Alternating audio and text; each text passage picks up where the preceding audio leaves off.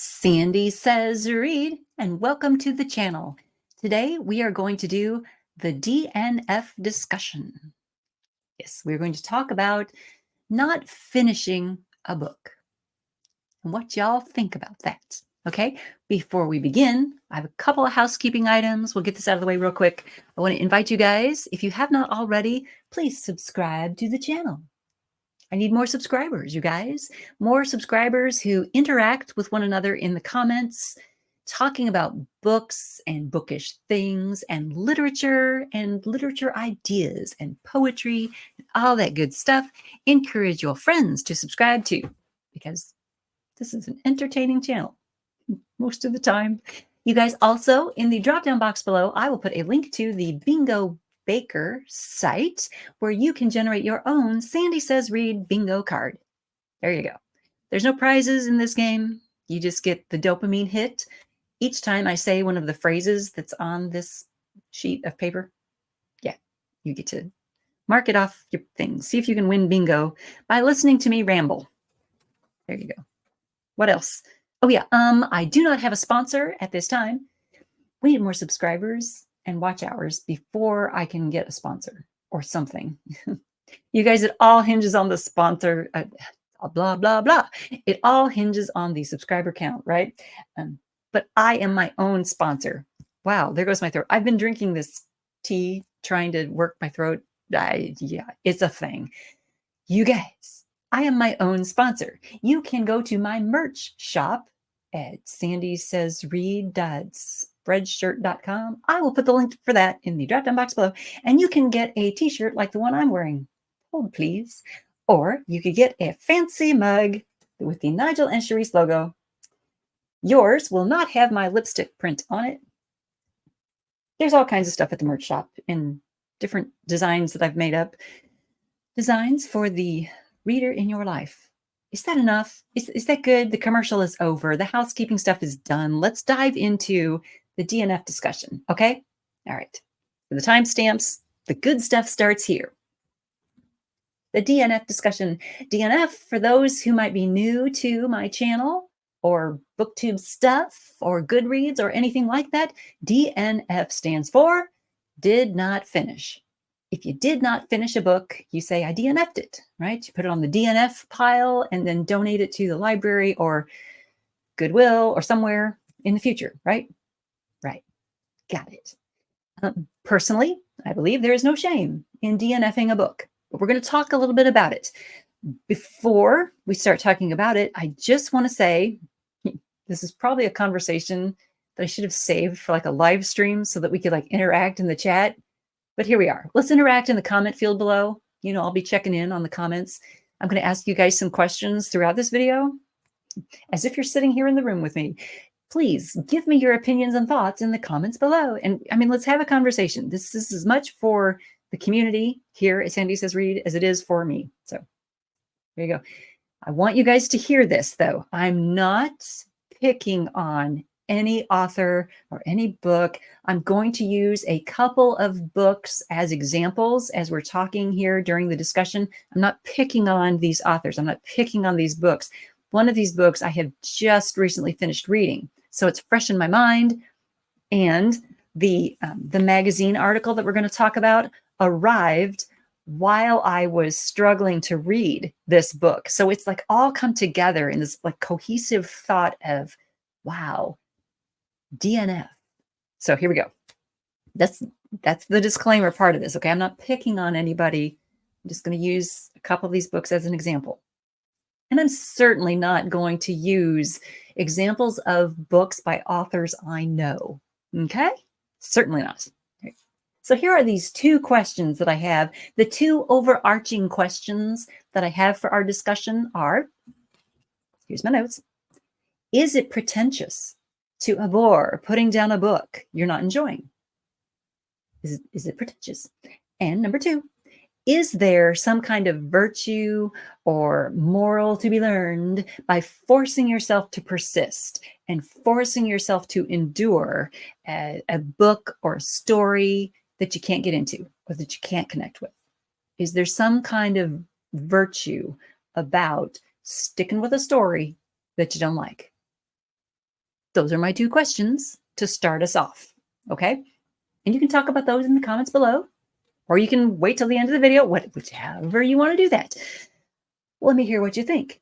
And let me begin with the issue 15 of O Reader has an article at the very end by Lucy Pearson that discusses this very topic. And like I said, this magazine, this issue arrived in the middle of me struggling through a book called The Three-Body Problem. I was reading that book. You guys, I think I started it toward the end of January, maybe early February. I just finished the book right before Easter weekend. Okay. Yeah. It took me that long till the end of March to read that book because I kept putting it down. I kept stopping. I kept struggling with it. I almost DNF'd it. We'll talk about that. But Lucy's article is titled In Defense of Quitting Books. All right. And in the lead, she says, let's see, there was an interview with Lee Child, and there's a quote from Lee Child. Lee Child said, when asked which book he had never been able to finish, none. I've finished every book I've started. You can learn plenty from bad or difficult books. I want to, before we dive into that, I want to mention, I don't know that I would like the term a bad book. It makes me a little nervous to say this bad book. This book is bad. I don't think I love that because a book might be problematic. A book might have problematic characters or problematic themes. Should we say that book is bad? I don't know. Maybe. There's another question for you to put your answer in the comments below. But I don't think I like the idea of saying that a book is bad. Difficult, I like that. Some books are difficult, but we can learn something from them. And I love the fact that Lee Child said you can learn plenty from, a difficult book. I like that. I agree with that completely. And here on this channel, one of my mantras is there's always something good in a book. You can always find something good in a book. Although later, I think I'm going to mention that there have been a couple times when I couldn't, and then you DNF, right? But yeah, typically you can learn something from any book you're reading. What you might learn is that you hate the book, but you can always learn something, right? Learn something about the book, about the author, about the concepts, about the themes, about the science, about yourself. You can learn something when you're reading the book, whether the book is great, wonderful, or difficult, problematic. Are you tracking with me here? You guys get it. Okay. But then, let's see, is this, hold please. Okay, yeah. Page 2. Lucy goes on to say, in like the very next sentence, she says, it's a notion that I once agreed with until many years later when I finally saw sense. And I wrote out to the margins, toxic much? Because I don't like the idea that we're saying getting all the way through a book is nonsensical. I don't like the idea that you see sense by deciding one way of reading is incorrect. I don't think I like that. I like the idea that if you are reading a book and you want to power through it, then power through it. I also like the idea that if you are reading a book and you get to a point where you're like, I kind of hate this, I want to stop, you can stop. No one is going to shame you for that. Unless you live with a predatory narcissist, like I did at one time, and we're going to talk about that. It's you do you, right? If you want to read the book all the way through, no matter how it damages your psyche, go for it. That's your reading prerogative. But if you want to stop, then stop. No, stop. It's okay. And yeah, it kind of made me, that first paragraph kind of made me go, well, wait a minute. It's not nonsense to finish a book. Even if you don't like the book, it's not nonsense. There are many classics that I have sat through, I have gotten through. Even if I didn't enjoy the classic, I've gotten through it. And I am glad that I did. And I've gotten something out of it. And I've learned from it. I've gotten things from it. Trollope comes to mind. Anthony Trollope. Yeah. Okay. It's all good though, because Lucy has some really good points in her article, and we're going to talk about those. Okay, but let's see, what else do I have here? Oh yes, I totally agree with her in the deck that she has for the article and her final paragraphs. I agree wholeheartedly. So we're going to talk about those a little bit. What do I want to mention? Oh, so let's dive into it. Let's finish up her article here. The deck, the subhead of this article is, we all need to stop finishing books we don't like. There's nothing shameful about the dreaded DNF. And I agree with her. I agree completely. If you're not enjoying the book, you can stop. Now, keep in mind, if you are a student in school, if you're in high school and your language arts teacher is like, we are going to read Catcher in the Rye, you must read it.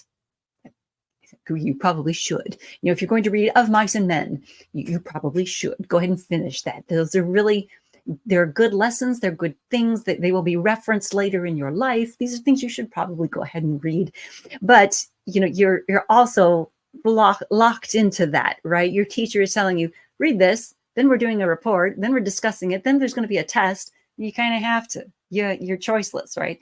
But when you're an adult, you're out here. I mean, I'm ancient now, right? Here I am at age 53.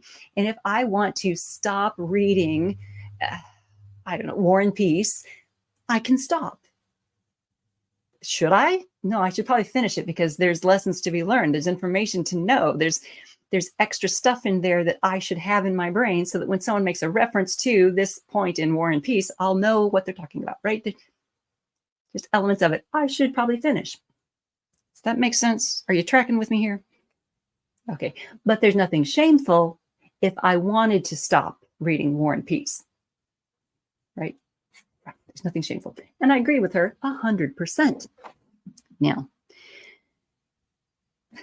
she says, she's talking about stopping reading the books. She's not enjoying them. I tried it for years. Stubborn to a fault. If I started a book, come hell or high water, I would make it to the final page, thinking myself less of a reader if I gave up any earlier. And I feel for her here, and I understand what she's saying. There are folks out there who will shame a person for not finishing a book.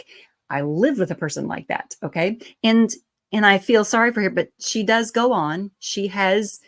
There is a resolution to that thought. I mean, Lucy does go on and say, you know, that she's cleaned up that thought. She's not less of a reader for stopping a book. She's not less of a reader for not finishing and getting to that final page. No one out there is less of a reader for saying, I don't want to finish this book. Okay, and let me show you. Look, I have this book right here. This is one of my examples. Earthing. I bet there's a glare. Let's see if I can get without a glare. Okay, Earthing. The most important health discovery ever. Okay, are y'all familiar with what earthing is? It's like when you walk barefoot on the ground, so the electromagnetic forces can like enter the soles of your feet and help repair like cartilage and stuff, right? Okay, so I just gave you that synopsis really quickly, right? This book takes 250 pages. Is it 250? I wrote it down. 252. It takes 252 pages to go through that and to give you some charts and some graphs and some information and some scientific stuff. Oh, geez, right?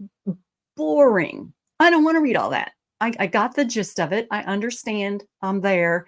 Done. I don't need to read this whole book about earthing. And I don't want to, and I'm not going to. I did not finish this book about earthing. I'm not gonna. And then there's plus pages 255 to 297 of appendices.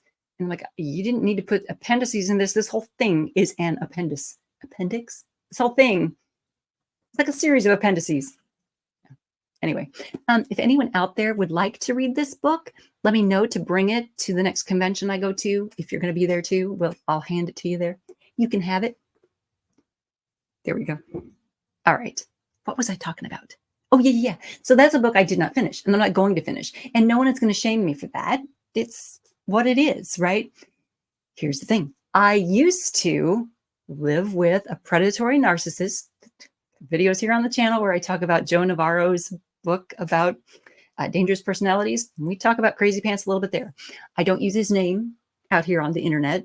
There's no need to. I call him Crazy Pants. So do my friends.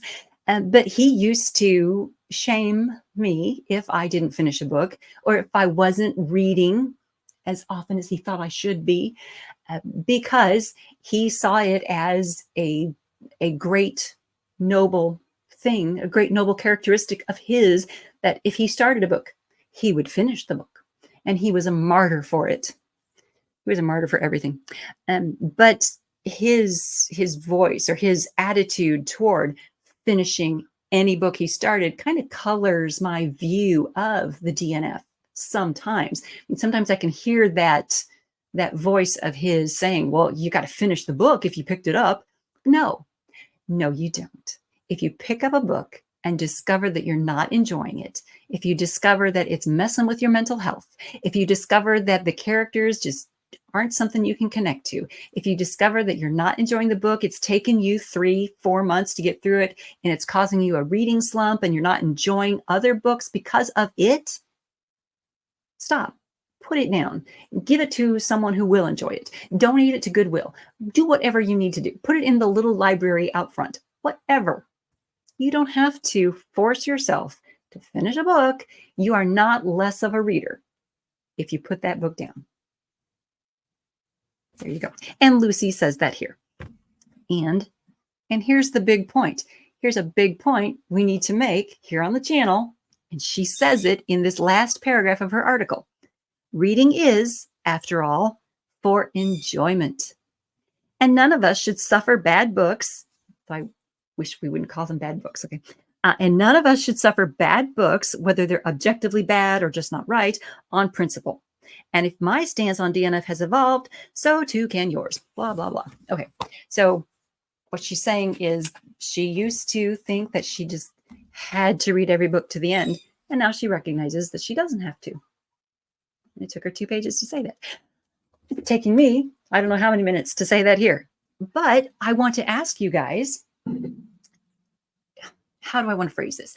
I want to ask you guys, when you get to the point that you realize, okay, I need to put this book down. I can't finish this book. What kind of emotion is hitting you there? I mean, are you thinking, well, I'm going to get shamed for this? Are you thinking, oh, I failed? Are you feeling defeat? I mean, tell me, in the comments below, what's hitting you? What are you feeling there? Because as I was reading The 3-Body Problem, I started it way back in, let's just say early February. It's been a little while, right? As I started it, I was kind of lost and confused. I wasn't connecting with the characters. I wasn't sure who the main character was. I was having trouble with it, right? And I was just struggling through. When I got to page 100, I'm like, should I keep going? When I got a third of the way through, I'm like, I don't want to keep going. I want to stop. And I had that feeling of, well, I've let the book defeat me. Right? Ooh, that sounds like I'm shaming myself there.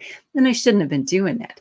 And I posted, I think I posted a reply to someone's comment. Someone talked about it because it's a Netflix special, right? People are talking about it.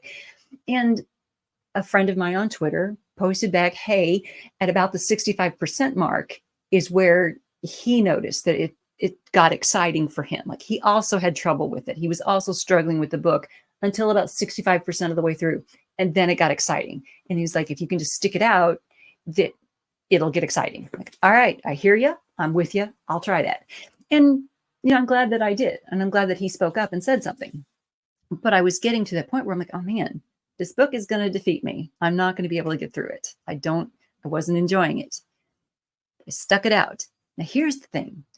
I took this book with me on a business trip. So I was on the plane. I read it on the plane on the way to Nashville. I was reading it on the plane on the way from Nashville. But when I sat down on the plane coming home, there was a gal in the seat next to me with a book by Lee Child. Look at that connection, right? Okay, so she's reading a book by Lee Child, and she looks at my book, and she asked me, I don't remember if she asked if I was enjoying it or if I liked it, but she basically asked if I liked the book. And I thought for like a second, I paused, and I said, well, no. And she laughed because, that's usually not the response you give, right? But she laughed, and we talked for a little bit, and she had watched the series on Netflix, however much of the series was out at that time. She'd watched some of the series on Netflix. And so I asked her about that, and she wasn't enjoying the series. And I asked her about some of the science being explained in the series and the characters. And boy, it just, we sort of commiserated on the fact that the story was not fabulous to us. But she said to me that she admired the fact that I was forcing myself to finish the book, even though I didn't like it. And that was interesting. I mean, that was obviously, that's, an ego stroke, right? And I mean, I'll be honest, it felt good to have someone say a positive thing like that to me. Okay. I'm just being honest. But that's not a reason to finish the book. You don't finish reading a book because someone was like, "Oh, I think it's great that you're reading that." Or maybe that is a valid reason, but it was interesting to me the way that affected me. Like, I felt even more motivated to finish the book after my fellow passenger said, "Oh, I admire the fact that you're reading it even though you don't want to. I admire the fact that you're going to finish it." Interesting. Very interesting. That was an interesting thing. So I guess, like Lee Child said in Lucy's article, I learned something from the book about myself in that moment. And I learned something about myself when I finished reading The Three-Body Problem. Like, when I got done with the book, I was like, "Oh my gosh, I finished it." And I felt like a wave of probably dopamine, right? But I felt this wave of accomplishment. It's like, I got through it. I did it. I think I understand what the plot was. I think I understand what the concepts were. I think I get it. And I'm done with it. Thank God I'm done with it. And I was able to put together my notes and bring a review here on the channel. And I'll put a link to that in the drop down box below. So I was able to find like good and positive and, just good things in the book to bring to the audience here on the channel. All right. So what else do we have?